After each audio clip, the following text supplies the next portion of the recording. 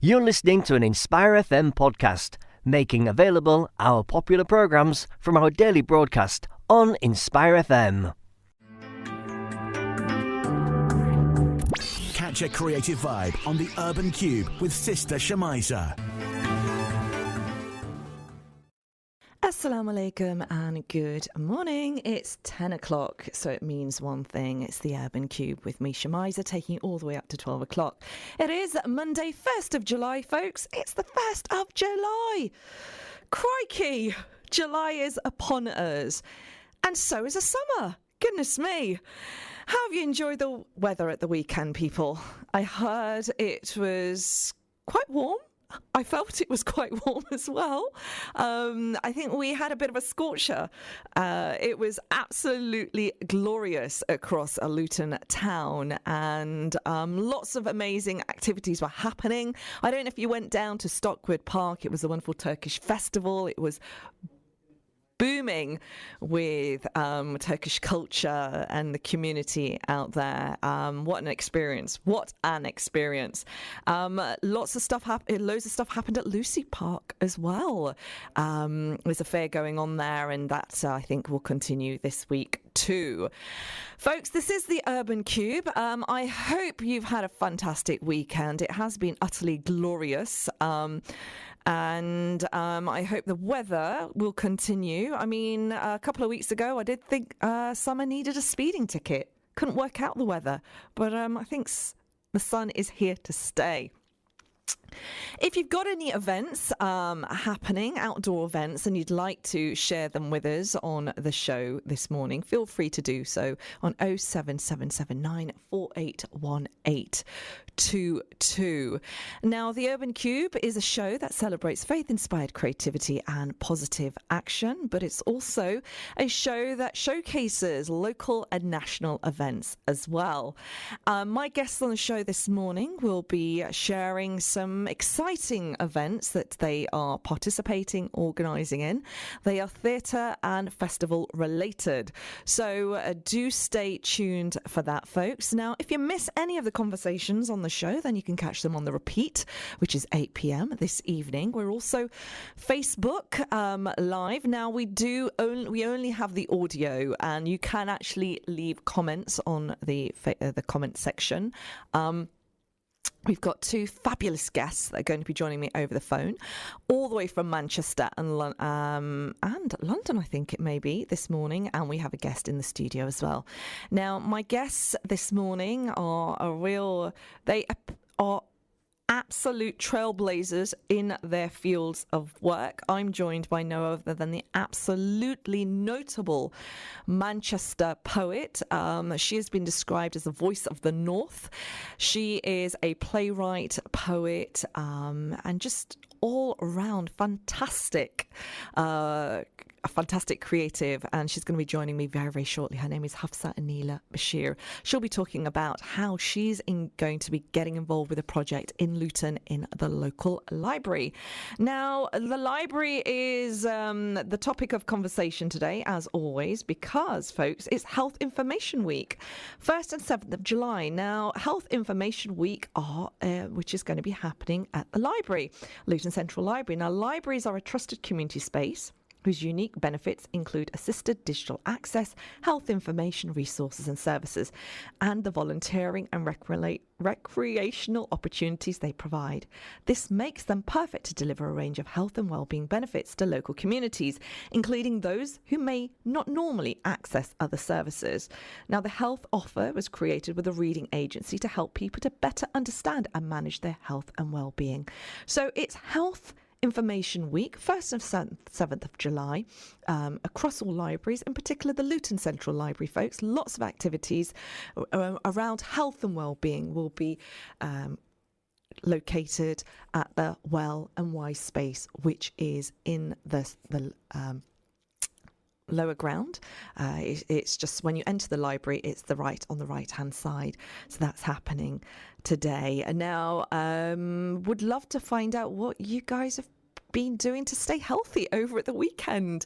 Have you stayed hydrated? Have you been creating some fabulous drinks to keep you confused with dehydration, or have you been having an ice cream fest? That's what we were doing. We were just like loving the opportunity, any old excuse to have ice cream. Now, I'm very much into the traditional vanilla flavor, but I'm wondering what flavors you guys are into. Now, my children love to create concoctions. They invent lots of different types of ice cream, from peanut butter to, throwing a bit of chocolate brownies in there, and they just create anything. We just allow, be as creative as you want, as long as you clean it all up. Now, interestingly, today is National Create Your Own Ice Cream Day. So if you had to create an ice cream, what flavor would it be? What flavor would it be? Are you just into your old, the good old classic vanilla ice cream, or are there other flavors? I do like a kulfi or two. I'm liking pistachio kulfi. That's one of my favorites. But I would love to find out from you guys. It's 07779 481822. Other stories that we're going to be talking about this morning are about an article that I've read that France are actually now banning employers from contacting employees after work hours. Are you somebody that would benefit from that? I think we all would. Are you somebody that actually is impacted by, after work emails? Do you think that should be a ban in the UK as well, or is just this impossible to do? I would love to find out from you. So this article is basically just suggesting that employees are being banned from contacting employers after work hours. I think that's a fantastic idea. But it does make me feel guilty, just a teensy bit, because I am constantly contacting people all sorts of hours to get them on the show, and but they seem okay. I don't know if I come under that bracket. What's your thoughts on that, guys? Would love to find out. On the show this morning, as always, I'm joined by fantastic guests, and this fantastic guest I'm constantly contacting all hours. I wonder how she feels about it. She is no other than the very, very awesome Hafsah Aneela Bashir. It's a name that you've heard often on the show, and it's somebody you've heard being interviewed as well. She's definitely a friend of the show. Now, Hafsah Aneela Bashir is a Manchester-based poet and playwright. She has an MA in post-colonial literary and culture from the University of Leeds.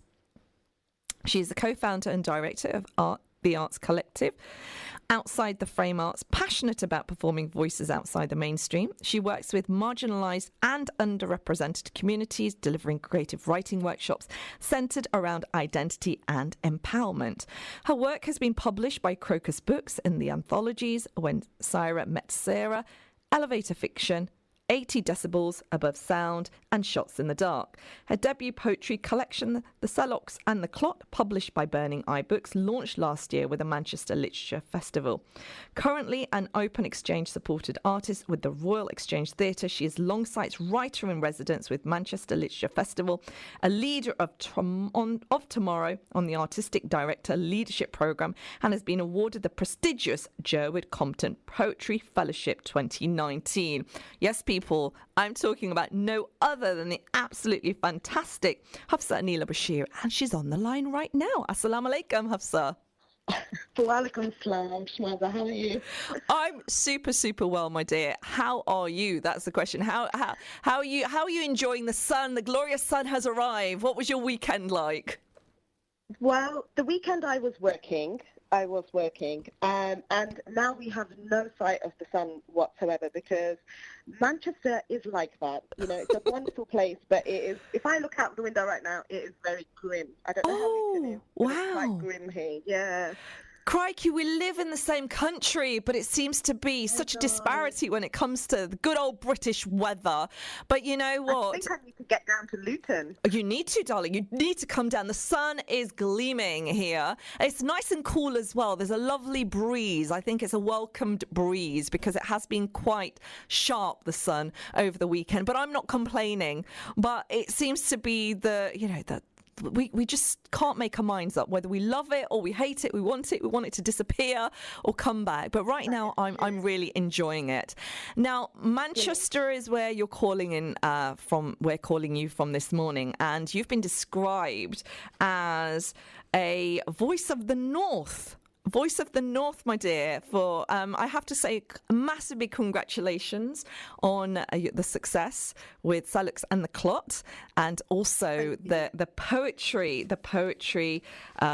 success that you've received with the Jerwood Poetry Scholarship that you have. How is that feeling at the moment? How are you feeling all about it? It's an odd one, you see, because I feel like I'm still processing that. So I was absolutely gobsmacked to find out that I'd reached the final and was one of the winners. And my two other fellows, Jerwood fellows, wonderful artists who I'm discovering, Yomi Sode and Anthony Joseph. And I think we're all a bit like still got our heads in the clouds. You know, it seems like, you know, it's... We're processing the news, but we're so excited. I think it's a matter of, I'm trying to find the right word that describes being terrified and excited all at the same time. Why is it that you have that feeling, Hafsah? You have a wealth of experience when it comes to writing. You have had residentials in the most prestigious spaces across the North. You have been at festivals across the country, notable ones, but yet this is a shock for you to achieve an accolade like this. Yeah, I think part of this is actually as creatives, and I can only speak for myself, but knowing that some studies have been done, I've heard that actually the creative industry is where people have imposter syndrome the most. And it really doesn't matter, you know, whether you've just started writing or you are a very, very established writer. I remember standing in the queue of a Bradford Literature Festival event. I think it was going back a couple of years, and I was in the tea queue, actually, with Michael Simmons Roberts. And I remember looking up at him and saying to him, you know, when does this imposter syndrome stop? You know, when do you stop thinking that, you know, me? Did you mean me? And he said it never stops. Right. And it's a healthy thing to have, actually, because, you know, it would be worrying if you thought that you knew everything, you know, and you had reached a certain level. I think, you know, knowing and accepting that there is so much more to discover, so many ways to evolve your art, you know, is important for growth, you know, and for perfecting your craft. So it's a good thing. It's a good thing. But in terms of actually accepting, I think this was the first time ever, I think, in all of my achievements that I said to myself, I feel like I've arrived. Wow. And to really sit with that for a little while and accept that for myself. And I realized that a lot of us don't end up doing that. We actually, you know, we sit with our failures, if you want, even though I don't believe anything is failure, everything is preparation. But, you know, we sit with our rejections far longer than we sit with the things that celebrate us and honor us. And that's something I'm really trying to change. You're a mother, mashallah, of 5 children, and a success and super successful in your own right. But your journey hasn't been as straightforward in the sense that you didn't get the jobs that you wanted straight away. No, I spent a long time looking after my children, actually, which I absolutely loved. You know, that was a chapter of my life that I felt like I wanted to dedicate that time to them, and that is a privilege to be able to do that. I know that, you know, there are many, many women out there that don't have that privilege. And, you know, for whatever reasons, you know, times are changing, you know, austerity, people are struggling, so a lot more people are having to work. And I was able to spend quite a large chunk of that with my children. But I actually started reaching a point where I felt, and I don't know whether a lot of other mothers feel this or not, but that I was losing my identity a little bit. I was losing focus of the things that I liked and what I loved doing and what I'm passionate about. And as the children got a little bit older, I decided I was going to go back to university, which I did. And I'm glad I did, because I felt like with each child I was losing a quarter of a brain, and with 5, you know, I was in minus. And the university degree really actually opened up a few doors for me and made me realise that maybe this writing is something that I want to pursue. And then from there, I started going to some writing circles. Common Word, especially, and Manchester Muslim Writers have been my, foundation and absolutely brilliant for my journey. For not just myself, but a lot of other BAME and LGBTQ writers in an industry where at that time, there was this gap for people like me who enjoyed writing but didn't have a support structure around them that could, nurture that craft. And I think it just took up from there. Mashallah. I started really writing poetry and sharing that. And this craft that you have nurtured, now you're sharing that craft as well to mothers in Luton. You're bringing your craft all the way down to Luton as part of a project called the Mother Monologues. Hafsah, why is it? What is it about this project that you're quite interested in supporting and you're leading the workshops? I think I've always loved to work and be embedded in the community. It's just always been my calling. Even when I wasn't writing, I was always very, very active in and around my own community here in the north, and just being able to offer whatever skills that I have. And as I started, having the skill under my belt, is something that I've realised actually really connects people together. It doesn't matter what background you're from. It doesn't matter what journey you've been on. When you have people in a room together, and you can spark something creative between yourselves. It opens up. It builds a connection. It builds a trust between a group, and you actually start seeing yourself in a different way, and others in a way that makes for dialogue and understanding, which I think in our political climate now is really important. And also, I love the idea of this project because I also was a young mum with children, and I remember what the struggle was like. I remember trying to find a job. I remember how for a long time nobody would employ me because I didn't have work experience. I didn't have qualifications, and that was a real struggle. Really affected my self-esteem. And I suppose this is my way of giving back, really. Wow. And you sure are going to be giving back. You'll be participating or leading the workshops at Luton Central Library on Tuesday, July the 16th from 11 a.m. to 5 p.m. and Tuesday, July 23rd from 1 p.m. to 6 p.m.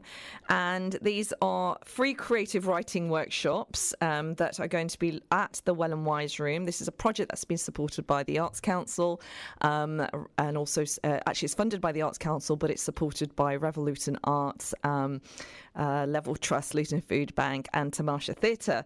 Now, the creative writing workshops, Hafsah, you're going to be kind of also providing a reading as well. So what can the participants look forward to hearing? I'm excited to share some of the poetry in my collection, and I would like to take them on a journey, actually, a journey that sees me through the decades of my life, but really connects to the world around us as well. At my launch last year, there was laughter, there were tears, there were moments of pin drop silence, there was singing, there was joy, there was joy in the room, and I'm hoping to bring that to the women that I'm going to meet, which I'm really excited. It's the first time I'm coming to Luton as well. Oh, wow. Well, the sun is here, my dear, so I hope it remains. It's really shining bright today. It's slightly cool, a little bit of a cool breeze, but it is still bright. Now, folks, if you've just tuned in, you're listening to the Urban Kube, brought to you on Inspire FM. We are going live all the way up to 12 o'clock. It is 19 minutes past 10, and I have the pleasure of being joined this morning by no other than Manchester's finest poet, I'm going to say that, with a big smile, no other than Hafsah Aneela Bashir. Now, Hafsah will be joining us in Luton on Tuesday, July the 16th from 11 a.m. to 5 p.m. at Luton Central Library in the Well and Wise room to actually lead some creative writing workshops for the Mother Monologues Resisting Austerity. And also Tuesday, July the 23rd from 1 p.m. to 6 p.m. Now, this is a free writing workshop open to mothers across the town. You can be working, professional, stay at home, student, just come along if you feel that austerity is it has impacted your life. And what we mean by austerity is just like, benefit cuts, increase in fuel bills, like budget, your household bills, so forth, trying to manage that, trying to balance that and how that's impacting your role. If you feel that you want to talk about it, share your thoughts, turn it into poetry. That poetry will become part of a theatre production, which is going to give lots of attention to what you have to say. Hafsah, quite an exciting project. You have had quite a bit of experience in the North in leading sort of projects like this, like Arts for Social Action. You're actually working on one project yourself, which is part of the Manchester International Festival. Tell us a little bit about that. I am. I'm really excited to be working on a commission, and it's called The Anvil, and it's with an Irish theatre company called Anu. And what they wanted to do was come to Manchester and commemorate the Peterloo Massacre, which happened 200 years ago. And that's an event really in our history books, that it's logged, but in our actual British school system, I definitely didn't come across the Peterloo Massacre. I was never taught about it. And, only over the last recent years have I really come up to scratch about what it was about. But 60,000 people congregated in St. Peter's Square. And what they wanted to do, they were fighting for their rights, essentially, and to be able to have representation in Parliament. And literally, as often happens when people come together and protest and march for their rights, the state at that time became very agitated and ended up within 30 minutes killing 15 people and injuring over 600. And we're talking women, men and children who had come out for peaceful protest. So the commission next week is actually honouring the 15 deaths, and we each have a provocation, and I am spending my time working with some amazing Muslim women, and we'll be taking over a tram. Wow. And because one of the things that I wanted to highlight, actually, that the Muslim women, especially in this current climate, gendered Islamophobia is a very real threat for them, and being able to feel safe on public transport is just something that they are not experiencing. And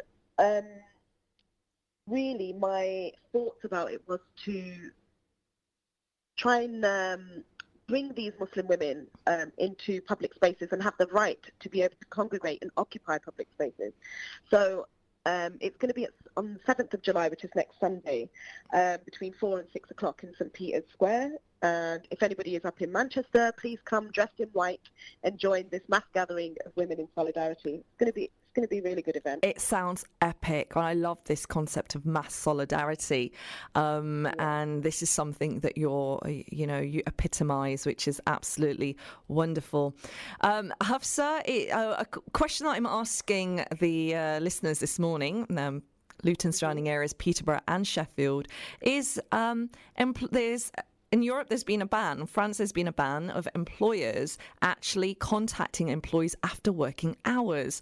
As somebody who's self-employed, who's freelance, how is that? How do you manage your working hours? Is this a rule? Is this something that is a welcome relief? I think definitely there has. One of the things that I think artists are in danger of doing is self-care. When it comes to self-care, that's one of the things, because we're so passionate about the work that we do, that sometimes the project can become bigger than ourselves. And one of the things that we really do need to make sure that we stay on top of is self-care. And as a freelancer, obviously, you're working all hours, and you're doing most of the work yourself.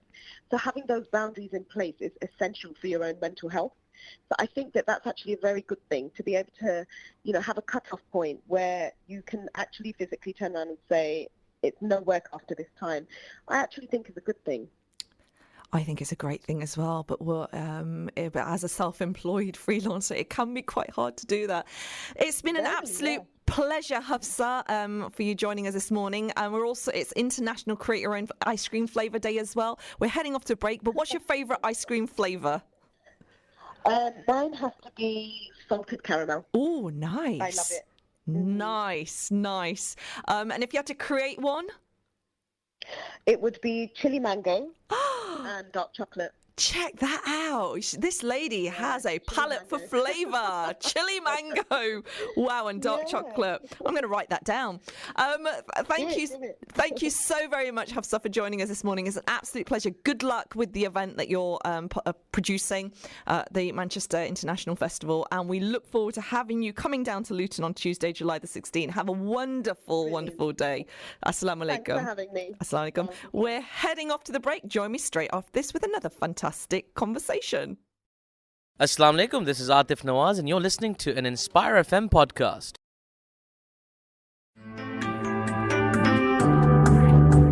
Catch a creative vibe on the Urban Kube with Sister Shemiza. Assalamu alaikum and good morning. It's 10:30, Monday 1st of July, and you're listening to the Urban Kube with me, Shemiza, taking it all the way up to 3 o'clock. Oh, sorry, not 3, 12 o'clock this morning. Now we're going live and direct to Luton surrounding areas, Peterborough and Sheffield this morning. A massive big salam to all our listeners on Sheffield Link FM and Peterborough's Salam Radio as well. Now, it's been an absolutely glorious weekend, especially for cricket fans. With England beating India, which was a very, very intriguing game. Now, we had Atif Nawaz last week on the show, who's been doing all the cricket commentary from all the World Cup matches. It was an absolute pleasure having him join the show and following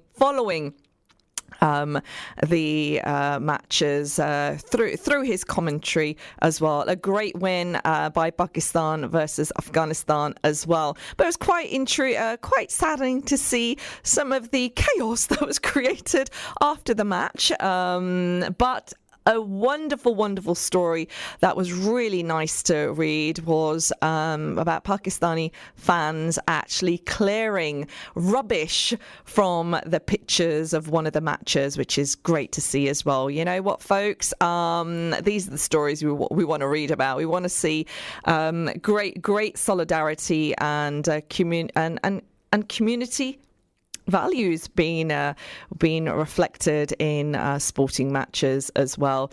So, folks, you're listening to me. I'm not a cricket fan, but I know this is hot topic at the moment, especially on the Rise and Shine show with Brother Tariq. And but it's been really interesting observing the comments on social media. What are your thoughts on the matches so far? And do you think there needs to be kind of a little bit more responsibility of fans setting examples after matches and, you know, picking up rubbish, so forth, and being sensible and leaving the space nice and clean? A little bit of a random topic, I know, but you know what? This is what this show is about. I have to pull out something ethical out of the conversation, right? Folks, it is also National Create Your Favourite Ice Cream Day, or be creative with ice cream. Now, ice cream sales have gone up because the sun is out, but there's no excuse for me and my family. We're always on the go when it comes to ice cream, but we like to have the Tetri packs. You know, I don't do none of this getting an ice cream from an ice cream van. I just think it's too expensive. I'm going to be asking my guests their favourite ice cream flavour, and I did ask Hafsah Aneela Bashir, who was my guest this morning, and she salted caramel is her favourite, but if she had to invent an ice cream, it'd be chili, mango and dark chocolate. Now that sounds glorious. What are your thoughts, guys? If you had to create an ice cream, what would it be? Maybe my guest in the studio, who's actually on work experience here, he's learning the ropes in the studio as admin. He's in the studio with me. It's an absolute pleasure to have Subhan joining me this morning. Subhan, assalamu alaikum. Wa alaikum salam. Thank you for joining me. I've put you on a bit of a spot here. It's all right. I'm used to it. That's good. That's what I like to hear. Now, Subhan, your full name is Subhan Latif? Yep. Yeah. And you've just finished your GCSEs. At Chonley Boys School. Yep. Great stories coming out of Chonley Boys. Is it? Yeah, they won a design award. Oh yeah, that's really impressive. I have to say, what's even more impressive is the fact that it was the younger years that accomplished it. I think it was year 8 students. Wow. So that would have been about 13 years old people. And then I remember when I did that same competition 2-3 years ago, I got nowhere. I failed the audition round, and the fact that they got so far at the same age that I did, it just goes to show they have great things in store for them. Fantastic. And I love that positive energy that you're reflecting. The fact that you, as their peer, is actually, you have so much belief in them. And you are a very astute young man, because you're learning the ropes in the studio. You've just done your GCSEs. Yep. How does it feel just completing your GCSEs and now like you're free? I don't know, because while I was doing my GCSEs, everyone had the same mindset. Oh, I can't wait for the holidays. I can't wait. And then as soon as our GCSE finished, it was like a crash and burn. All that inspiration we had. Oh, I'm gonna go to the gym. I'm gonna do this. I'm gonna do that. None of it happened. Oh my goodness. But you've only had, what, 1 week, 2 weeks off? 2 weeks off. 2 weeks off, and you're already bored. Yeah, everyone's already bored. Everybody's really bored. Do you think there needs to be more opportunities for young people in Luton straight after the GCSEs? Do you think there is enough out there in Luton for you guys to get involved with? I think there is enough. It's just that the fact that we don't advertise it enough. Okay. The companies, they don't broadcast it specifically to the year 11s who finished. So the year 11s are just wandering around aimlessly. Wow. Now this is coming from you. You've just completed your GCSEs. You're 16 years old, yep. And you've just said there are lots of young people in your year group who are just wandering around aimlessly. And if people are listening in, this is a very strong point that this young man has made. There are lots of young people who need direction. They need opportunities. Who needs to be directing them to these opportunities? Is it themselves or their parents, Subhan? I think it's a mixture of everyone. First of all, they have to find out what they're interested in. You can't do that until you leave your comfort zone. But we just did our exams. We don't really want to leave our comfort zone right after you've already left it. So how have you ended up at Inspire FM? Actually, I've been working here 3 years, 2 years as a volunteer at my own show. And what's your show? Community Connects, Wednesday 6 to 7. Sorry, I just had to plug it. I'm liking that. Community Connects 6 to 7. Do you know what? I do apologise. I didn't even know. I know you did. But I can see where the confidence comes from. The fact that you're so, you're articulate, you're answering all my questions very clearly, which is absolutely fantastic. But you started this 2 years ago. Yeah. So how old were you? I was about 14 years old in year 9. But I started off with a drive time show with, Rohit Salam. Okay. And that was known as Drive Time with Young British Muslims. So I remember I was just there at the back end of it. I wasn't doing anything major apart from just speaking for 2 hours. So and that kind of inspired you, gave you the confidence to actually now to run your own show. Yeah. And is this what is needed? Young people need to be given that opportunity to see whether they're good at it, whether they want to pursue it, which you did. You said you were in the background and now you're running your own show. Yeah. Wow. And you did that at 13, 14. Yep. How fantastic is that? Now, folks, if you're listening in to the show right now, or Inspire FM, it is the Urban Kube, 10:37, Monday, 1st of July. And in the studio, I have randomly invited Subhan Latif, who is on the airwaves on Wednesdays. He has a show called Community Connects, so you will be familiar with his voice. Now, I've invited him to sit with me in the show this morning because I'm really quite inspired by what it's like for young people after after they complete their GCSEs. Now, he's just finished his GCSEs, so he's in the studio. He's at Inspire FM, learning the admin skills. And Subhan, I want to ask you, what is it that you're wanting to head towards in the future? Is it radio, broadcasting? What are you planning to do now that you've completed your GCSEs? I'll be honest with you, it's slightly hazy at the moment because I've narrowed it down to one specific subject. I see computer science as the way forward for me. It's what I'm into. I've always been liked from a very young age. In terms of how I'm going to get there, I want to go to college. I plan on going to Oxford University after that. Mashallah. Yeah, I've got big aims. And good. After that is all blank. I'm not sure exactly what I want to do after that or what specifically. But you know you want to go to university. You know you want to go to the leading, one of the leading universities in the world, and may that happen for you. And work experience does pave that. It does enable you to be focused, to not waste your time, to learn new skills, and which is going to be very important for your reference. Yeah, and the Russell Group unis, they're really looking to see extracurricular stuff on top of all your subjects nowadays. Do you inspire other young people in the community? Do they listen to what you have to say? Do they want to do what you want to do? I don't think they want to do what we want to do, but in terms of when I'm running my own show, I'm always begging people to come and listen, tune in even for a few minutes. But they always give positive feedback. They're like, "Oh, you're doing really good. This is good." Well, you give yourself a plug now, Subhan. Give yourself a plug. Get people listening in. How are you going to do that? Listen, Wednesday 6 to 7, Community Connect, and join us while we connect the community. You know how it is. We have like the best show on Inspire FM. I hope Tarek's not listening to that, but you know how it is. Forget Tarek. I'm listening to that. But you know what? I'm going to give you kudos for that, folks. Listen in to Community Connects. It's connecting communities from 6 to 7 Wednesdays, led by and presented by no other than Subhan Latif, who is in the studio right now. Now, Subhan, tell me about that show. What is it about that show that makes it different to the other shows? Well, it's mainly the fact that it's led by young people. You don't see many young people shows out here. I think we might actually be even the only one, to be honest. Oh wow! Okay. And it's the fact that we have that atmosphere. I think all shows have an atmosphere, but we have one that's just always positive. We're like, I'm going to sound big-headed saying this, but we're like intelligent, but also humorous at the same time. I'm liking the vibe. I'm liking the mixture there. Now, if there's young people that are sitting and listening, which I hope they are, and they want to get involved with your show, is it possible? Yeah, it's always possible. Just message Inspire FM and we'll make your dreams a reality if you do want to get involved. So when you say making your dreams a reality, are you hoping then if they have an interest in a community project, or do you have community links that you can link them to? Is that what you're aiming to do? I believe that that's not really what I'm implying, but what I'm saying is once they get past the voluntary stage where they come here and go on the radio show for the first time, it might inspire them like it did to me to proceed and create their own show. Fantastic. And those opportunities are possible only if you want them. Now, Subhan is an absolutely wonderful example of that. He started at the age of 14 and now he's head in the mic. He's so confident. He's saying that his show's better than Tarek's and mine. Alhamdulillah.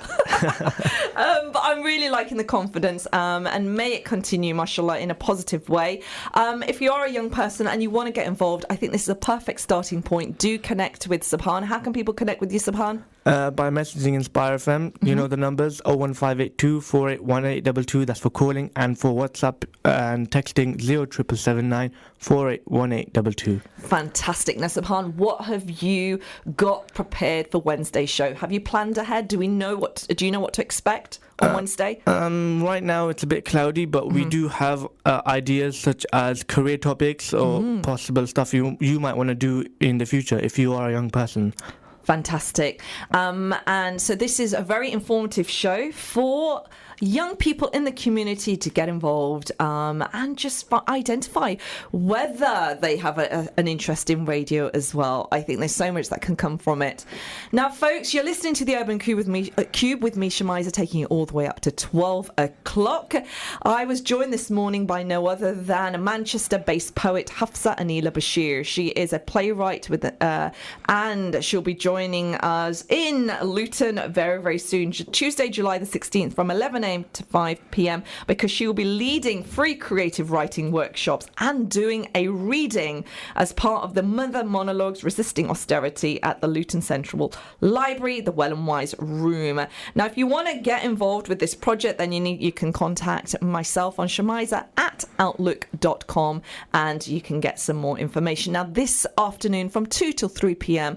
at the Well and Wise space at Luton Central Library is also a drop-in session. So if you want to come in and find out more information regarding that. Now, the topic is around austerity and how that is impacting the journeys of mothers. And I want to find out whether austerity is actually impacting young people. Is this, Subhan, austerity, do you know what the term means? No, I don't. Okay. So austerity is basically the debt that the government has accrued, and they're using benefit cuts and increasing taxes to actually reduce that debt. So they're making cutbacks on the way people are leading their lives. Financial cutbacks, so that's benefit cuts, that's service cuts, that's increasing taxes, and this is impacting so many different services. However, there's also been a great link and association that austerity, these cutbacks, are also impacting the way young people, and this is the service cutbacks in youth centres are therefore not providing spaces for young people to go to. They're getting bored, and this is kind of potentially leading to possibly knife crime. Right. Could you, that's a statement that I've made. It's research that I've read. Can you see a correlation there? Yeah, it's interesting because last week we actually did a show on knife crime, and what we found was that there is a correlation between the number of people who are out about on the streets and the people who take part in knife crime. And one of the solutions that we came up with was the generic one, that we should have more youth centres. But what we generally tend to find is that even those people who do and tend to go to youth centres, they don't necessarily end up going to it voluntarily. Right. It's either they're being forced to or they just don't have an interest. And we find that people say that, we need more youth centres. But once we do get them, we don't see the turnout being that great. It's because people aren't interested in these specific things. So let's take, for example, young teenage boys. But the stereotype is that they're into sports, all of them. So what do? Create sports centres. Not many people go because not everyone's into sports. Okay. So we're not really appealing to the wider crowd here. And the youth centres, as great as they are, I feel as if the cuts don't really have a huge impact on don't have a huge impact on the statistics of knife crime, because I feel as if there's other factors that come into play. There's a number of factors. Now, you raised a very interesting point, the fact that, people are assuming young people want this service, want that service, but is anybody actually asking the young people? Do you think that's where the conversation needs to be had? We need to be asking more and more young people, what is it that you need? Yeah, we need to ask the young people rather than assume what they like. And are you part of any board of such? Do you have a voice in the community, Subhan? Because your Community Connect is that voice, isn't it? You're getting young people to kind of engage. But what about out of the community? Are you involved with anything? Not really. Do you think you should be? I think I should be. Yeah, I think you should be too. Folks, it's the Urban Kube, joined by no other than Subhan Latif, who is the host, and you produce the show as well, Connecting Communities. Okay, he's a master of all trades, and it's a show Wednesday 6 to 7 p.m. And he's doing a call out as well. If you're a young person who wants to get involved with the show, has something to say, wants to learn about radio, or wants to be a potential presenter, then this is a show. So you need to contact Inspire FM. So it's give us a plug. Tell the listeners how they can get in contact. You can get into contact by calling the radio station on 01582 481822. You can call us, you can text us, WhatsApp us 0779 481822. Fantastic. Now, on today's show, folks, the question I've been asking you guys is, what's your thoughts on companies not being allowed to contact employers after after working hours? Are you somebody that actually is contacted continuously, and you know, after you finish work, you're being emailed? They're not allowed to email you after working hours. Is this a welcome relief? Or are you somebody that kind of, you know, your work emails are not merged into your personal emails, and that makes the difference. Now, Hafsah Aneela Bashir was my guest earlier on. She's a freelance artist, and she spoke about how being freelance, you're never switched off. You're constantly on the go. Now, I totally agree with that. As a freelance artist, I'm also always constantly 24 hours email, and I need to cut it down a little bit. Now, in the studio, joined by Subhan, we're also asking our listeners this morning, it's National Create Your Own Ice Cream Day. Be creative with ice cream flavours. I'm going to ask Subhan, we always link ice cream with young people, but actually, everybody and anybody, ice cream for all, right? Yep. Do you have a favourite flavour? I think I like chocolate. The basic chocolate one, yeah. And if you had to create your own? I don't know, it depends, because right now I'm really craving lemon right now, so I feel like lemon ice cream could be a thing. Okay, lemon, zesty. Yeah. A bit of a lemon, chocolate and lemon. Could that work? I'm not sure. You're not sure? Hey, we never know. That could be a potential flavour. But there's so many really, really cool, quirky flavours out there. Now, if you want to tell me what if you had to create an ice cream flavour, what would it be? 07779 481822. Do WhatsApp us in and tell me where you're contacting us from today. Where you're listening in from? Are you listening on the app? Are you listening on the Facebook Live page? We've only got the sort of, what is it called? I don't know. What's that thing called that you audio. put on? It's the audio, but it's the template. The camera isn't on, and we are going to be having the repeat of the show at 8 p.m. this evening. Now, folks, also coming up on the show this morning, I'm joined by another tremendous guest who has strong links with the North as well. It's no other than Asif Khan. Now, Asif Khan has been on the show in the past. He's an award-winning actor and writer who trained at the Royal Academy of Dramatic Art. Earlier this year, Asif played the title role of Tartuffe for the Royal Shakespeare Company. He previously toured Washington, D.C., San Francisco, and the UK with his one-man show Love Bombs and Apples, receiving huge critical acclaim. He has performed in numerous plays, including A Passage to India, The Hypocrite, Snookered, Multitudes, Twelfth Night, and Handbagged. In 2017, Asif launched his debut play as a writer, Combustion, and was named on the BBC New Talent Hot List. In 2018, he won the Channel 4 Playwright Scheme Award to develop a play for Rifco Theatre Company and Watford Palace Theatre. His new play, Imam Imran, for the National Youth Theatre opens on July the 1st in Bradford as part of the Bradford Literature Festival. So he will be joining me after 11 o'clock, inshallah, to talk about his creative journey and about his new play, Imam Imran, which is actually showcasing today. In the studio also, I'm joined by Subhan, who is a young man who's just finished his GCSEs, and he's doing some work experience at the studio, and he has a show from 4 to 6 called Community Connect, which is a really, really inspiring show because it's actually engaging young people with the opportunity to empower their voices on the radio, which is quite refreshing, and I'm looking forward to hearing the show, and I'm sure you guys will be as well. Now, Subhan, I want to ask you, are there any podcasts, or how can people listen back to any of the shows that you've done? I think podcasts will be available soon, as Inspire FM's trying to get podcasts available. But for time being, you can just watch them, some of our live shows on Facebook Live. Other than that, nothing else, I'm afraid. Okay. And I wanted to ask you, are there any events that young people can kind of get involved with in Luton that you know of that we can talk about today?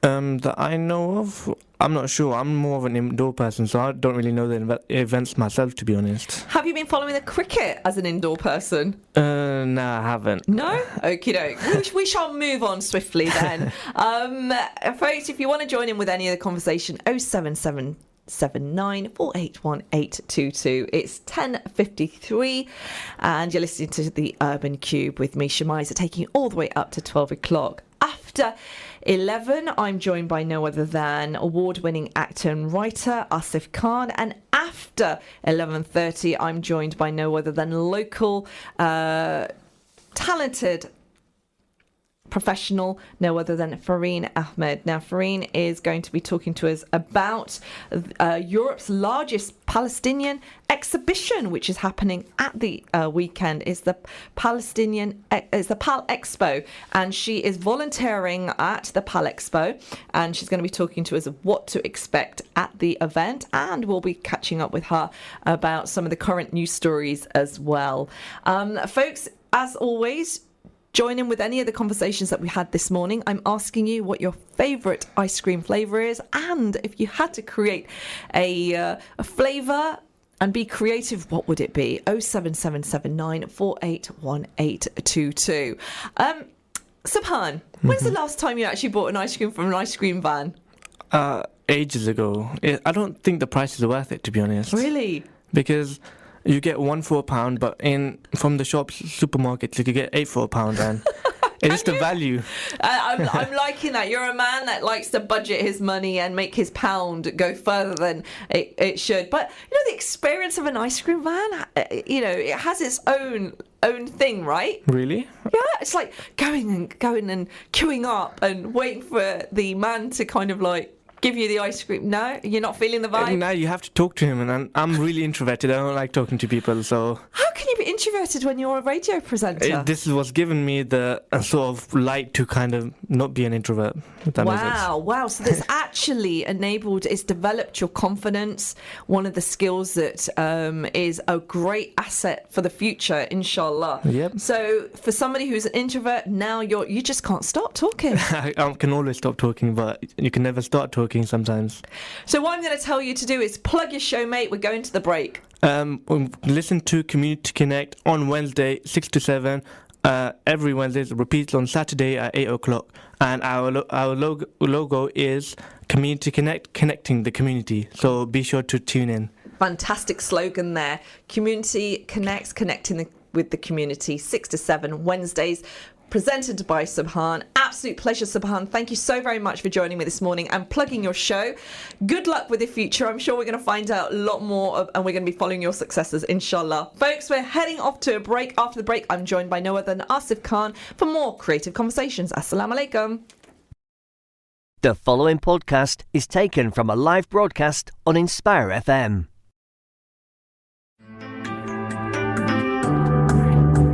Catch a creative vibe on the Urban Kube with Sister Shemiza. Good morning. It's 11 o'clock, Monday, 1st of July, and you're listening to Shemiza, taking you all the way up to 12 o'clock on Where Else? Inspire FM, of course. It's the Urban Kube show, bringing you creative conversations with creative pioneers locally and nationally. It's a show that celebrates creativity from the Muslim community, but also showcases wonderful community connections and charitable pioneers as well. We're also a celebration when we celebrate events as well happening locally and nationally, and be that theatre or charitable events on the show this morning. I've had the absolute pleasure of speaking to no other than Hafsah Aneela Bashir this morning. She will be joining us all the way from Manchester at an event in Luton, which is called the Mother Monologues. It's a free creative writing workshop, and she will be doing a reading and some creative writing workshop with mothers from across the town, helping them bring out their thoughts and expressions around the topic of austerity. Now, austerity is something that is mentioned quite a lot across media, in the news, but not many people actually know what it is. Austerity measures are a way in which the government is making cutbacks in order to pay the debt that it owes. And the way it's doing that is obviously reducing the benefits. It's reducing benefit, it's making cuts. This is impacting households are on a low income, but also professionals are also impacted with increasing fuel bills and childcare costs and so forth. But it's always the mother, I believe, that has to be quite tenacious in trying to budget shopping bills and fuel bills traditionally. So it's kind of getting their thoughts on austerity and giving them a voice, a platform. And Hafsah is a playwright and a poet, and she's also led lots of community writing workshops. So she'll be joining the community of Luton, inshallah, to get involved with this project. Now, if you'd like to get involved and find out further information, then email me at shemiza@outlook.com. This project is a free creative writing workshop, and it has been funded by the Arts Council, and Revel Luton Arts are supporting this, which is a local arts organisation. So is Testbeds, Bedford University, Level Trust, Luton Food Bank, as well, and Luton Culture. So on today's show, I've also had the pleasure of speaking to a delightful young man whose name was Subhan Latif. He is the voice behind the Community Connect show, which is a platform for young people, Wednesdays 6 to 7 p.m. every week. If you're a young person that'd like to get involved with that you need to contact Inspire FM. WhatsApp is on 07779 481 822. I'm sure Subhan would love to hear from you, and especially lots of young people are off school now because GCSEs have finished, so that means lots of young people will be looking for opportunities to get involved, engaged with community initiatives and paid and voluntary employment. Now, the great thing about Inspire FM and local radio stations, be that Salam and Link FM, I'm sure there are wonderful, wonderful opportunities there for young people to get some work experience. That is how Subhan started his career at Inspire FM. At the age of 14, he participated in a radio show in the background, and now he's at the forefront leading his own show. And that could be you. That could be you if you're listening. And if you want to get involved, please do get in touch with us. We're always open to get our young people the opportunity to express themselves, to upskill, and this is great for their UCAS if they're going to university, and it's great for employment as well. Subhan did mention that he was a bit of an introvert when we talked about ice cream and ice cream vans, and he didn't like talking to people, but now he's running his own show. See how that has changed his personality and his social skills as well. So it's great for developing your not emotional well-being. Let me take a step back. Communication skills, that's what it is.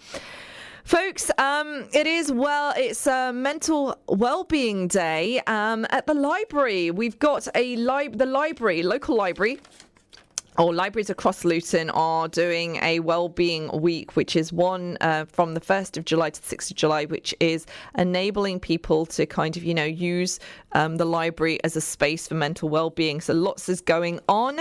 Are you somebody that goes to the library just to relax and just get away from it all? How proactive are you in accessing library books and the library service? This is an opportunity for you guys to get down and check out what's happening at your local library.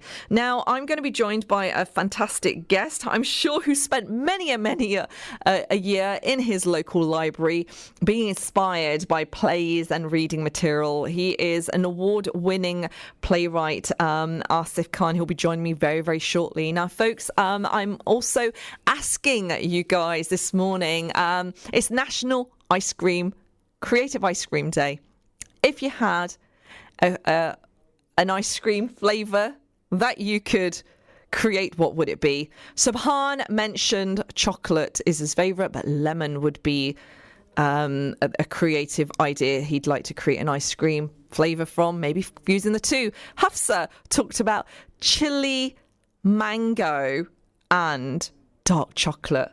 Wowza. Wowza, now that's a flavour and a half. That is an absolute flavour and a half. I wonder what flavour my next guest would like to create for National Ice Cream Day. I do ask the most random questions to my guests, but why not? Why not? Now, we were talking about libraries earlier.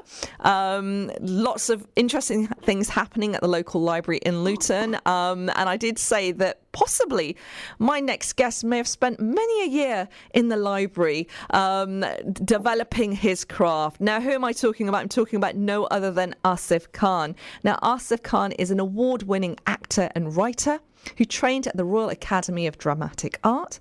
Earlier this year, Asif played the title role of Tartuffe for the Royal Shakespeare Company.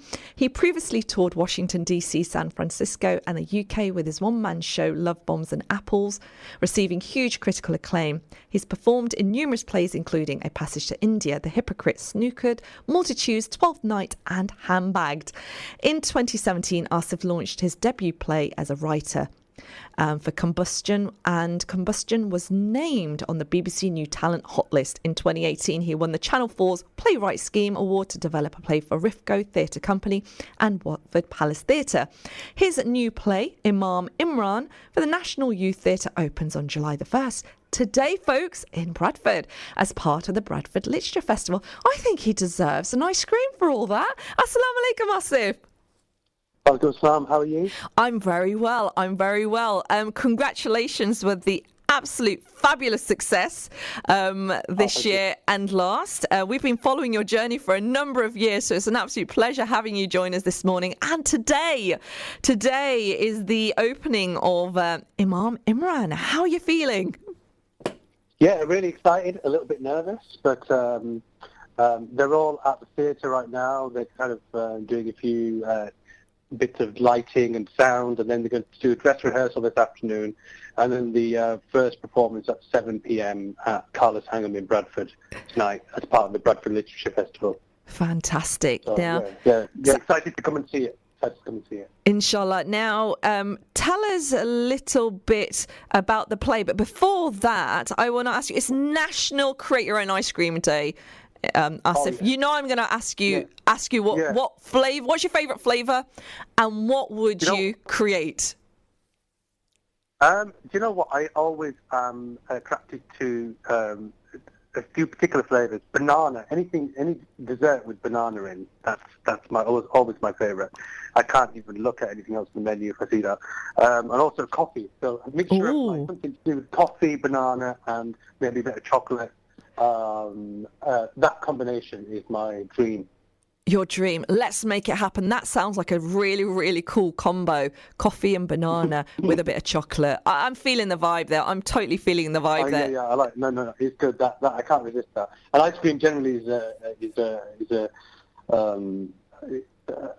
weak spot for me. Ice cream. I love ice cream. We all do. Let's scream for ice cream. Have you ever heard that saying? Right, moving. Scream for ice cream. Right, do you know what? Moving on from this conversation now. Getting back to the world of literature, mashallah. Now, Asif, it's been a tremendous few years for you. In particular, your tour back to Washington, D.C. with your one-man show, Love Bombs and Apples, which received huge critical acclaim. So, gosh, what was that experience like for you? Because you went back. Yeah, it was amazing. So we did the show firstly in 2015, and then we did it in every single year. Like the following year, we did a full national tour. 2017, we did Edinburgh Fringe Festival. 2016, went to San Francisco for 3 weeks, and then earlier this year we were invited to the Kennedy Center in Washington D.C. So it was brilliant because this idea just started initially as a little conversation between me and the writer Hassan Abdul-Razak, having a coffee at Covent Garden, thinking, how can we put this play on? And then to take it all the way to the States. And literally just like, you could see the White House, and it was amazing. I mean, the Kennedy Center as a building is the biggest theatre building I've ever been in. Oh, wow. It's epic. It's got 3 different theatres. But the diversity of the work that happens in that theatre and the programming, I was really impressed with. The kind of the variety and plays from different parts of the world. And in contrast to, you've got the White House just next door, and what's going on in the White House, and I just thought that was quite surreal.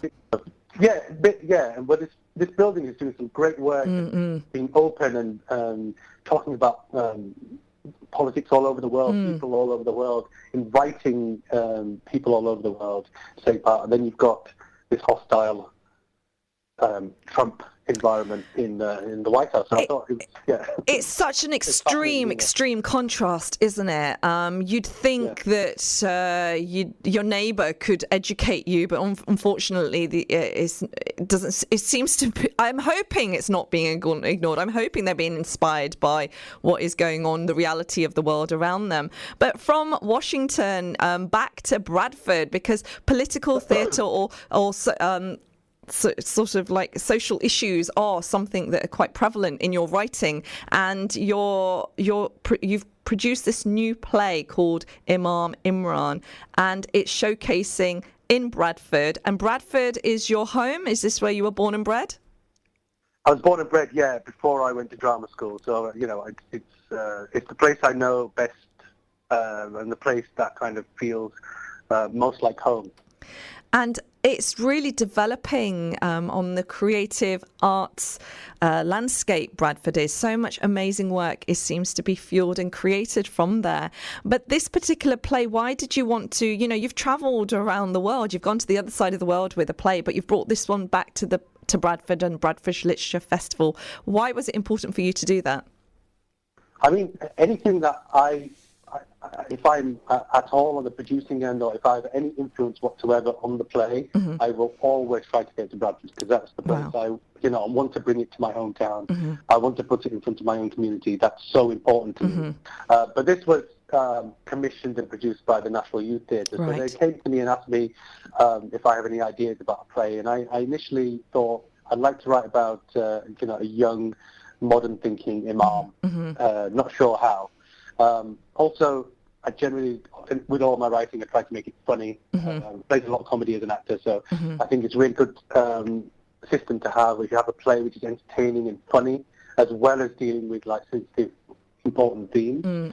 And so it started off with this character. I didn't know where to go, and then I thought, where can he come from? Which is completely different to where he ends up. And in the play, he ends up being an actor who's privately educated in Bradford, and then gone to drama school, lives in Bristol, and a famous face on a popular soap called Ashley Road, playing this character called Jimmy on this soap, and he's got a famous girlfriend, and that's where he starts. He's a well-known face on TV, and then something happens and things change for him and his relationships with his girlfriend and his family, and that's where the second half of the play, he returns to Bradford and he tries to find answers to these questions. So the answers to the questions are he's trying to find, but what are you hoping that the answers and questions will be projected from the audience from this play? Well, I hope just initially, like, my intention is just to put an alternative Muslim voice on the stage that you don't always hear. I just want to show that there's diversity among Muslims, that we're not all the same, we're not all one group of, we don't all think alike, we don't all agree on the same things, and also just to show that we're normal British human beings, like everyone else. And I think that is not really represented out there in the media. And through my work, hopefully I can do that and kind of explore themes that are important to Muslims, in British Muslims today, things, feelings that I go through, feelings that my family goes through. Because, at this time, I just feel it's the most intense level of Islamophobia around, I feel. And I just feel it's so important to make sure you, as artists, put on detailed, nuanced, alternative stories about Muslims, which hopefully can represent the full range. I think the influence of like Muslims, for example, Mo Salah, just played for Liverpool, and I saw a tweet a month ago just saying how the Islamophobia in Liverpool is produced just from of course that Mo Salah is a visible Muslim and scoring goals for Liverpool. But then those kind of role models are so important. But do you feel that you have to be an exceptional Muslim to turn this around though, because he is, but and I'm not going to knock back what he's been able to achieve, because it's been tremendous, because we tend to associate racism with hooligans at football games, and for him to turn that around and change the narrative has been phenomenal. May Allah always bless him for the amazing work that he does. Now, I want to ask you, Asif, like, you have been so consistent in your delivery of plays that are Muslim-centric, and the audience and sort of re-educating audiences with re-representation through this writing. Now, the National Youth Theatre is a big, well-recognised, notable youth theatre, and they've approached you. So does that mean theatre companies are now opening up and realising the importance and value of writers like yourself taking ownership of stories about Muslims and diversity? Yeah, it's a very good question. I think they are, and I'm really pleased that they came to me and asked me for this idea for me to write, So the Moon to write for them. They're a big organisation, and the fact that they're going to Bradford, having the premiere in Bradford, they too want to attract people from South Asian background, Muslim background to their youth acting company, and kind of backstage artists. So it's been really good. But I think in terms of some of the other theatres in the West End, and I still think there's more work to be done. I still think a play about Muslims by a non-Muslim writer is more likely to go on than a play from a Muslim writer. And that's wrong. And I just think I just think things need to change in that respect. Just to allow people to represent themselves sometimes. Of course. Not always. I'm not saying that non-Muslims can't write about those issues, or I can't write about any issue I want. That's free to do that. But I just think there's so many writers out there, South Asian writers, Muslim writers, voices that we don't really hear very often. And those voices need to get their time and their stage as well, and need to be heard. I think it's really important. Now, hearing voices leads me on to my next question, because you were part of a very exciting project called Voices by Ollie Bolton and Daisy Bolton, which saw showcased at in London. And do you know what? It's completely gone out of my head. The Oval, right? Where was it? Sorry. At the Shakespeare's Globe. Yes, it was at the Globe. Yes, I do apologise. Now, this was a very, very exciting opportunity to enable Muslim voices to be heard and have their plays performed at such a prestigious venue like the Globe. Now, and you were part of this because you were one of the judges. You were you really supported this campaign. Now, there is a new launch now. 2019 submissions campaign has been launched for the Voices of London, and it's inviting people to share their story and have it performed at live events by renowned actors. Why is this something that you're going to be supporting? Continue to support, Asif, and what were your thoughts with the previous showcase? Yeah, I mean, I've got a lot of admiration for Daisy and Ollie, and I think first met them in 2016, where they came to me with this idea, and I think this is such an important project, and it's what they've done so far with the short film and the live event at the Shakespeare's Globe has been brilliant. Just taking these ordinary stories of normal, you don't even have to be a writer, you don't have to be an artist. You just have to share your experience on the page and write something that's happened to you. And then that story in verbatim style theatre is performed by established actors on a great stage like the Shakespeare Globe. And so those stories are being heard. And so through even if it's online, through video or online, it's just a great format. So I'd encourage anybody who's got an experience of they want to share or has a creative urge to just write something down about their experience or share something about what it feels like to be a British Muslim, I'd ask them to submit to this really good project. And we will be speaking to Ollie and Daisy a little bit more about this in a future show. If you want to go onto the website, it's www.voicesoflondon.com/submissions. The campaign has been launched. I had the absolute pleasure of being part of this project as well, and I was so blown away by the quality and content that was delivered on the Globe Theatre with such a remarkable, diverse audience as well. It was quite epic, it was quite historical, and I'm so glad it's continuing, because that's the thing, it's about consistency, isn't it, Asif? That, you know, these projects need to continue. Once they build the vibe, they need to carry on, otherwise these things just get lost.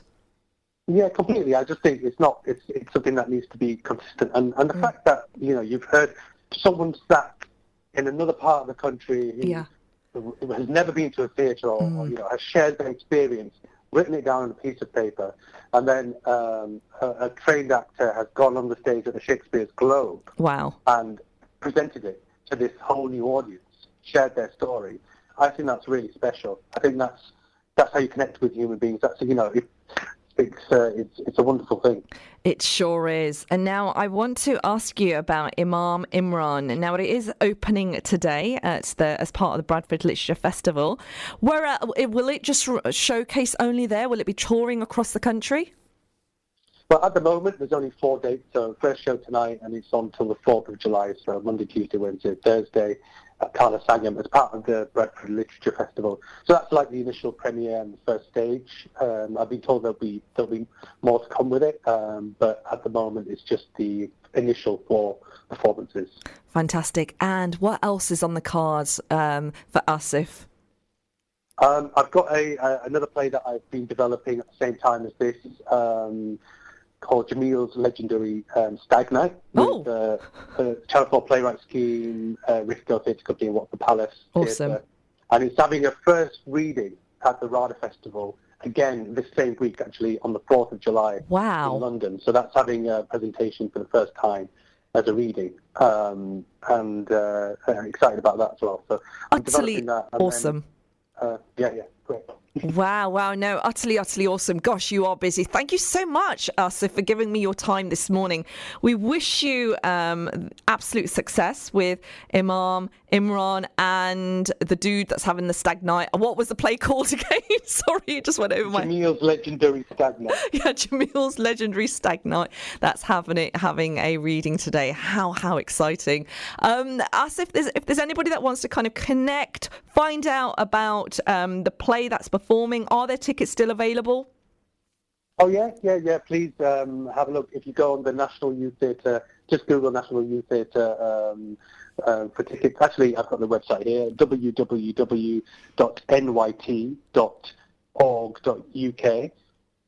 Or you can go to my website and information on there, www.theasifkhan.com. Fantastic. Massive big congratulations and Mubaraks for the success of Imam Imran. Thanks it sounds absolutely fantastic, and so does the other play too. Thank you so very much for joining us this morning. Pleasure. And always giving the Urban Kube your time. Thank you very much. Thanks for having me on. You're very, very welcome. That was Asif Khan joining me this morning all the way from Bradford, talking about his new play, Imam Imran, which is actually showcasing today as part of the Bradford Literature Festival. Folks, I'm heading off to a break, and after the break, I'm joined by another fabulous guest. She's actually a local lady who's making her mark in the charitable sector by supporting and raising awareness of many campaigns. She is a lady I'm super looking forward to interviewing and talking to about the largest Palestinian exhibition in Europe. Join me after this. Assalamu alaikum. Assalamu alaikum, this is Atif Nawaz. Listen to Inspire FM shows in your time by heading over to inspirefm.org or listen on Apple Podcasts or Spotify.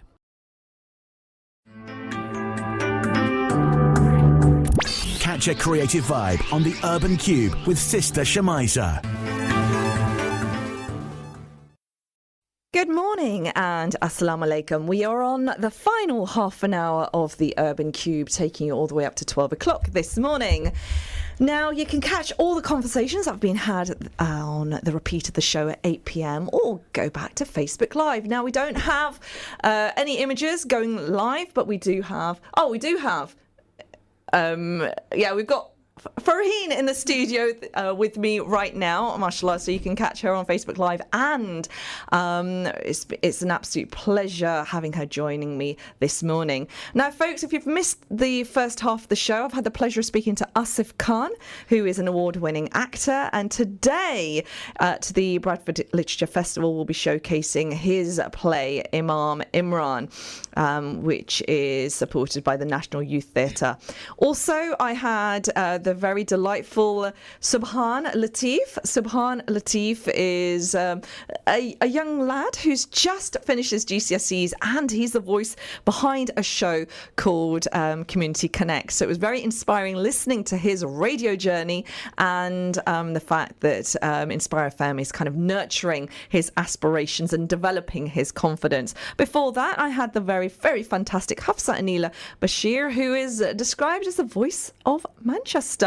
She is a notable poet, published poet, may I say, who is the author behind the Selox and the Clot. It's her debut poetry book.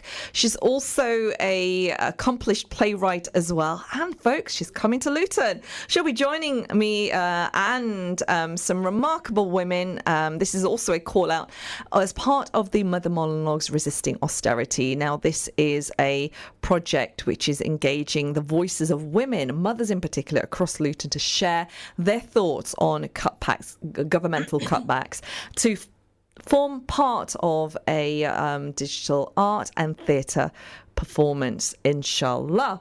Now, the conversations are not stopping there. This show is all about celebrating creativity, conversations with trailblazers across the country as well as locally as too. And the conversation will not run dry there, because I'm joined by another remarkable guest this morning. She's been on the show previously, had lots of wonderful feedback from the very inspirational conversation she's had on the show, and she's back today. It is no other than Farheen Ahmed. Assalamu alaikum, Farheen. Assalamu alaikum, Shemiza. Assalamu alaikum, everybody. Thank you for having me on the show. Always a pleasure. It always is a pleasure. It's always a pleasure having locals. You do work in London. You work in the legal profession. I believe it was commercial law that you were working in previously. You Still there. She's still there. But also, you're very, very passionate about not only inspiring young people to kind of make the right creative or career choices in the future when they leave school, but also very passionate about charitable events, and also raising awareness of communities and groups of people that have been impacted by humanitarian causes. So inshallah, you're a lady who has many talents, super busy, a bit of a mini superwoman, if I can say so myself. I wouldn't say that. But before then, we're going to talk ice cream. Okay. We are going to talk ice cream. Today is National Create Your Own Ice Cream what Day. a day. The weather's beautiful. It's hot outside. Ice cream is the way forward. Like what's a diet? Who needs diets? Who needs a diet? We could sweat it all out Literally. with the weather. That's what it's all about. So what was your weekend like, Farheen? Weekend was great. Had a nice day out with family yesterday at Regent's Park. Played some cricket. Ooh. Sprained my ankle, unfortunately. But it was great. And then on Saturday, food, London, friend's birthday. It's just been a London-based weekend, to be honest. Busy. Now, but the weather was great, so no excuses. Can't complain. No excuses. Now I had some ice cream. You did. So what flavour? Chocolate hazelnut ice cream. It's my absolute favourite from Amarino in London. You can buy ice cream for all different places, people. We are not plugging just one place. But it's interesting, you went for the posh place. It was the nearest. It was the nearest ice cream place, and we were feeling hazelnut ice cream. So, but you're asking about creative ice cream. Yes, I am. I think the weirdest ice cream I've had has to be chili strawberry ice cream. How is that even possible? I don't even know. It was a random truck in London giving out all sorts of flavors like bubblegum, things like that. Okay. And I'm not very funky with my ice cream. I like my standard. I like my chocolate. Shane, funky with my ice cream. I like my hazelnut. And he was like, honestly, you will love this. And it actually was really nice. It was really, really So it was nice. working it? Yeah. Strawberry and chili. Wow. You know, us Asians, we put chili in everything, right? He wasn't even Asian, so I don't know where he got the idea from, but it was great. Wow, what a fascinating experience that you had, and it worked. But if you had to create one, what would it be? I'm not very creative with ice creams. I'm going to let you think about that. I'm going to let you think about it. Folks, I'm asking you guys, share with me some of your creative ice cream ideas. Would love to find out. We've had, I think it was coffee and banana from Asif Khan. We've had Subhan say lemon, possibly with chocolate. And we've had Hafsah telling us that it's chili mango with dark chocolate. Chili mango. Feeling the vibe. Yeah. People bring some in. You know what? You tell us, Shemiza, what's your favourite? And what have you had? Do you know anything with coffee in it? I'm totally with the coffee vibe. Anything with like coffee, and I think coffee and salted caramel maybe. Yeah, and a little bit of vanilla in there. But you know what? You can't go wrong with a bit of kulfi. You just can't. The classic desi ice cream, you can't go wrong. Pistachio kulfi is the way. Yeah, that's the biz. Yeah, that's funky, right? Yeah, as funky as it gets. As funky as it gets. We're going off tangent. But folks, tuning in, it's 11:37. I'm joined by no other than the very fabulous Farheen Ahmed. Mashallah, she is somebody who's very passionate about charity. She travels around the world. I need to ask you a question. Traveling around the world, you must have grabbed an ice cream or two, right? It has to be the hazelnut that started in Rome. Okay. So that's where my whole obsession with hazelnut ice cream began, because the Italian ice cream is something else, but Italian hazelnut ice cream is even better. So if you haven't been to Rome, and when you do go, hazelnut ice cream is the way forward, guys. Make sure you get it. It's that is gelato. Yeah. The place of gelatos, right? 100%. None of this Emmy stuff. Nope, not at all. It literally is, such good ice cream.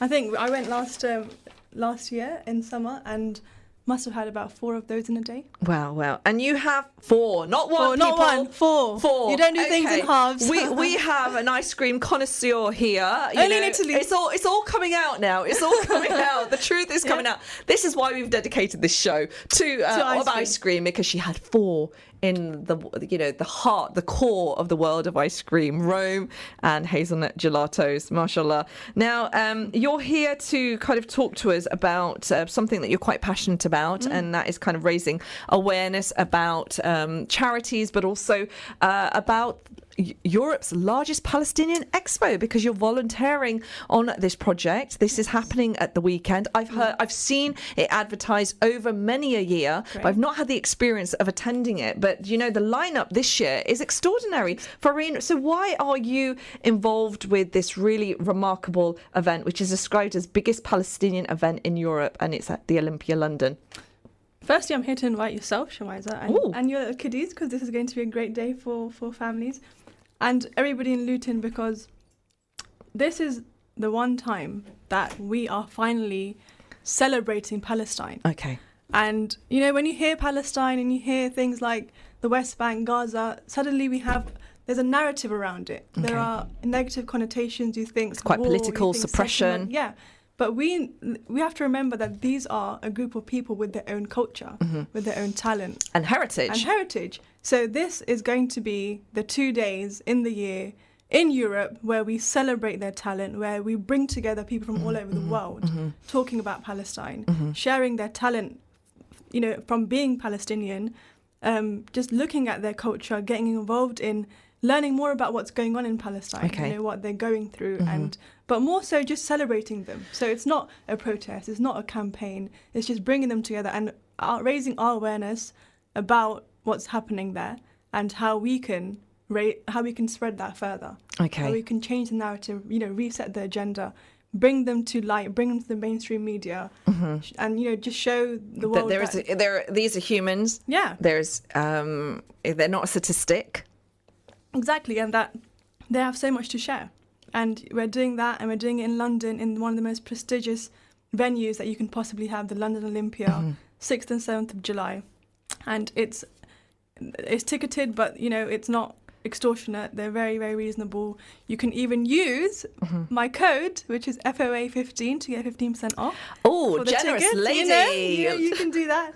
And I will be distributing leaflets around Luton. Okay. Look out for them in shops. Look out for them wherever you go. Hopefully there'll be something for you to pick up and think about it, and do join us.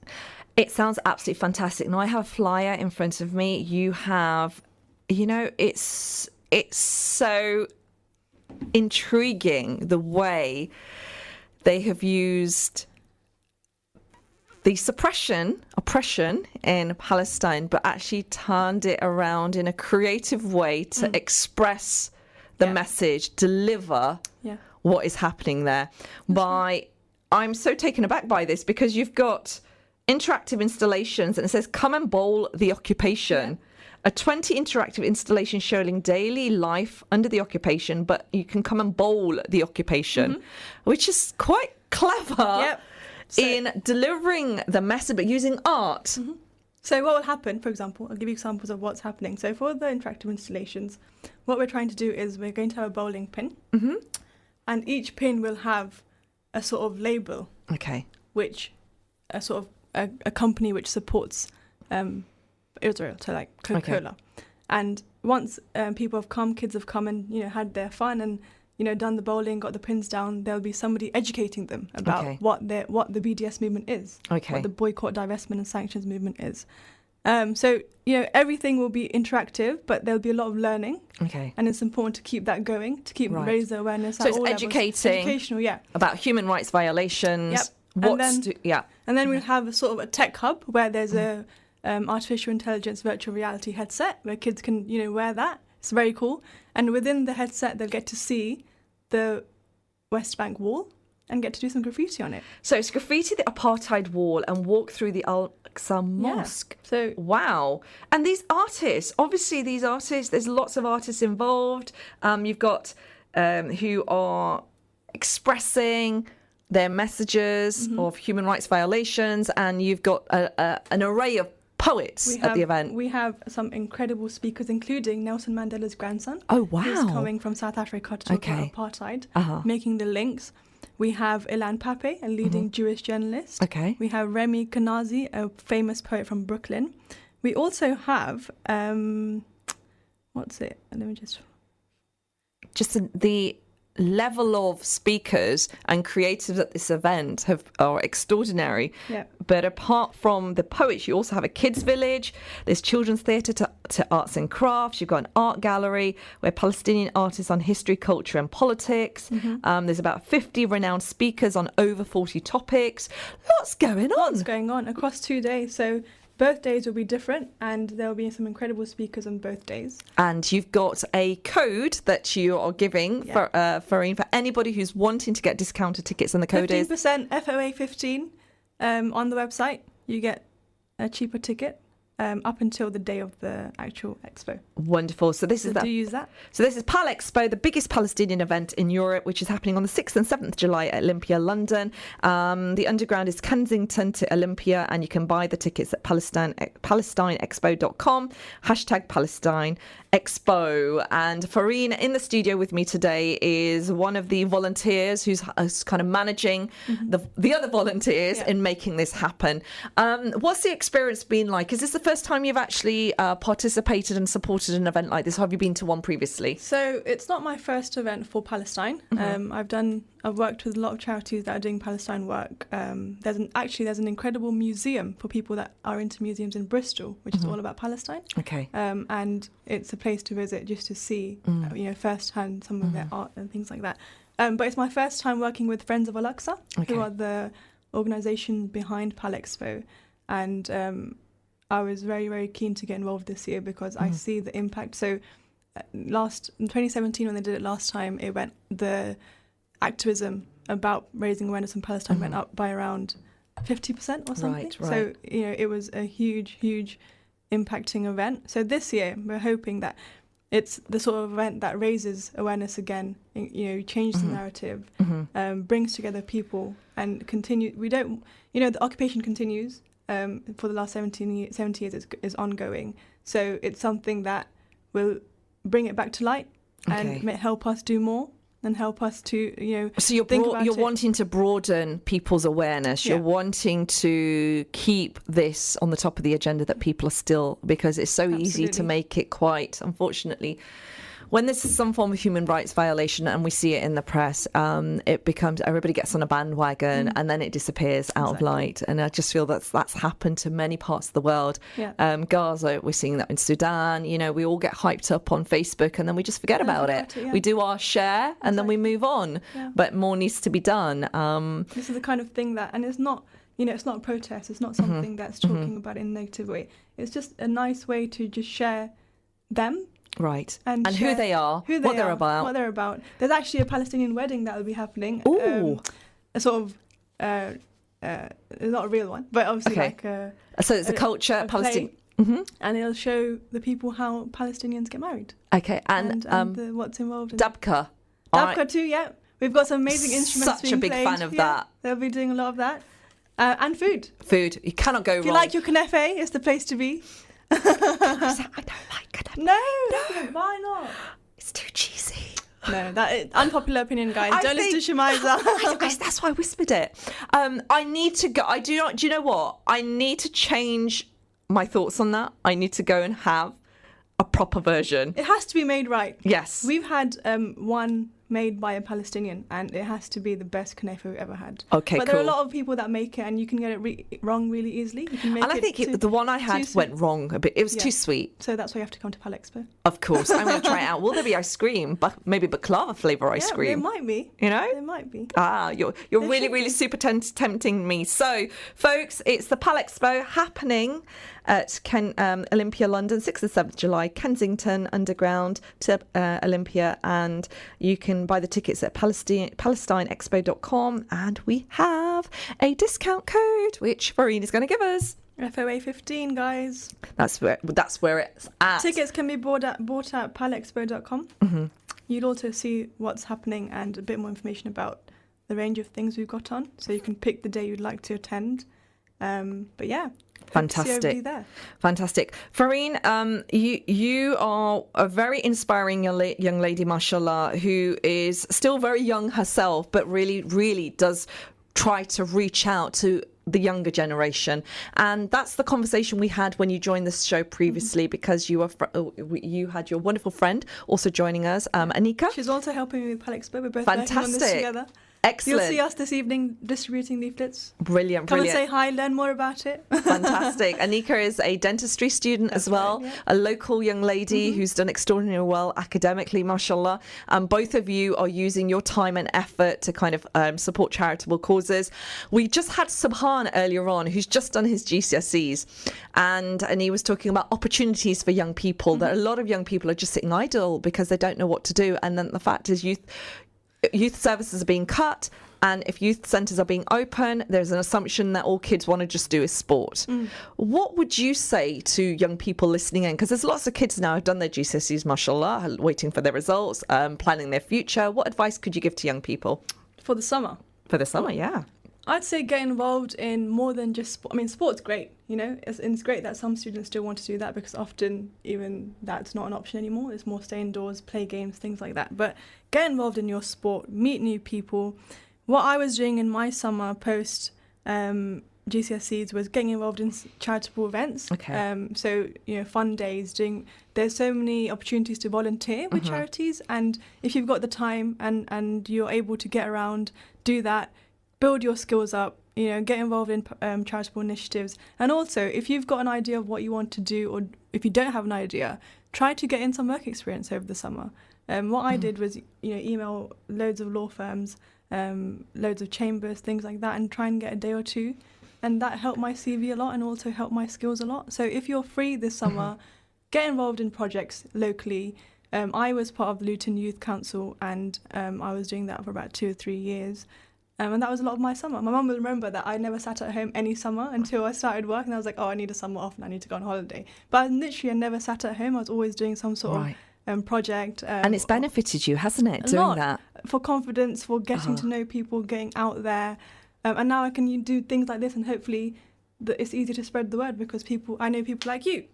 So do you see how she plugged that?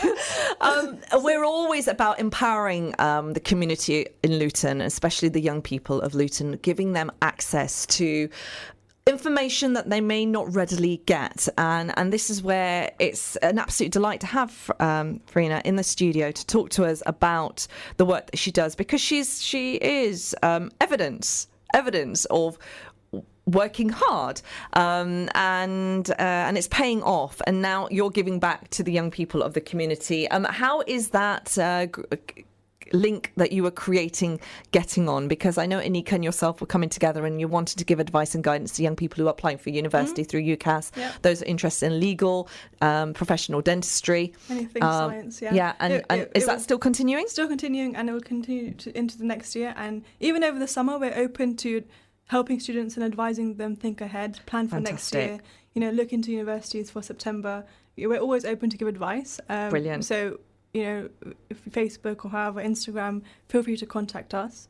But yeah, we encourage people to get involved with things that can help their skills and their growth over the summer. It's the time where you can do anything, you don't have school commitments. Of course. And there's lots going on. Yeah. If you're allowed to commute into London, things like that, or go with parents, there's so much that you can do outside of Luton as well. But it's always good to start locally. There's things that you can get involved with locally, help your local community, help projects, things that are happening here at DLCC, just volunteering. And that's how you build your skills and meet people and, and keep yourself busy. Fantastic advice there. Now, keeping yourselves busy is something that I've been talking about today. And one of the news stories is the fact that there is a country that has actually banned employers from emailing their employees after working hours.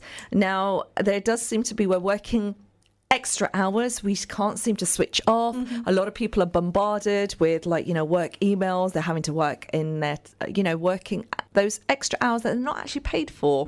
What's your thoughts on that, Farheen? Do you think it's something that, should be rolled out everywhere, or should emails be locked off? You have your work email, don't access that until you get to work, and keep your private email that you access separate. I'm from law, so this is probably the worst sort of sector. But I always think that you set your own sort of lifestyle. Okay. You set your own standard. And people I work with, some are really, really good at saying, this is the time I will log off. I won't respond to emails. If you need me, the next time I'll be available is this. And if you do that... I've seen those. Yeah, and I do that myself. So on the weekend, I don't check my emails. Okay.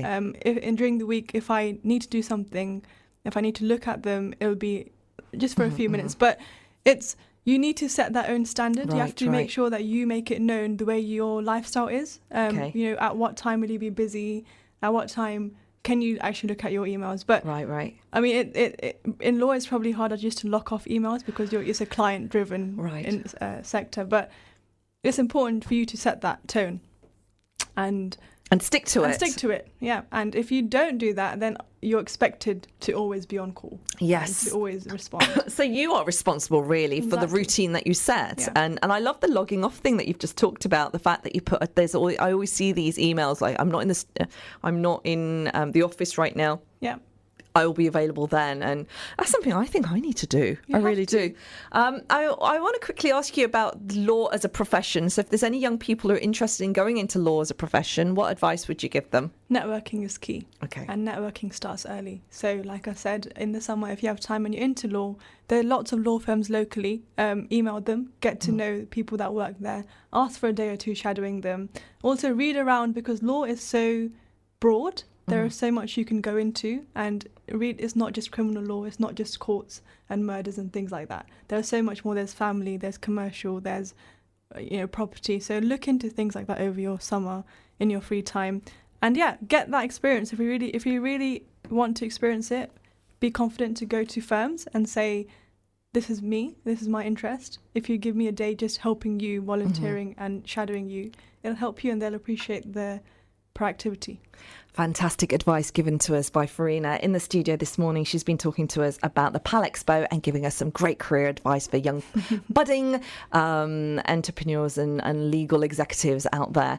Folks, we're heading now to the end of the show. Thank you so very much for staying tuned with us and tuning into the conversations with some fantastic guests. You can catch the repeat of the show 8 p.m. this evening, and we are also podcast as well, and Podbean. We're everywhere. You can't miss the show. It has been a pleasure being in your company. Thank you very much, Farheen, for joining us this morning. And from me, have a fantastic week, and catch you next Monday again for more creative conversations. Where else? On the Urban Kube, of course. Assalamu alaikum. Thank you for listening to our podcast. We stream our daily broadcast on inspirefm.org. You'll find all our daily updates on our social media at Inspire FM Luton.